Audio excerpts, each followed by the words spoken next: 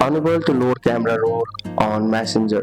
If you are facing the problem of unable to load the camera roll on Messenger problem, then this is the video for you. So simply watch the video till the very end to know about it. So let's get started. There may be various reasons behind it. So if you are not being able to load the camera roll on Messenger, then make sure that your device is connected to Wi-Fi and get it data. So if you are not connected to any strong Wi-Fi or data, then that may also be the reason that you are not being able to load the camera roll on a Messenger. Secondly, you just need to go to settings on a device. So you just need to go to settings on a device and you just need to search for the app Messenger. So simply search for the app Messenger. So click on the option of Messenger and you just need to click on the option of permissions. So under the permission section, you just need to make sure that you have given the permission for photos and videos. So if you have not given the permission of photos and videos to the Messenger, then you won't be able to load the camera roll on Messenger. So if you have given the permission and if you open Messenger and click on the photos like icon at the very bottom right, then you'll see the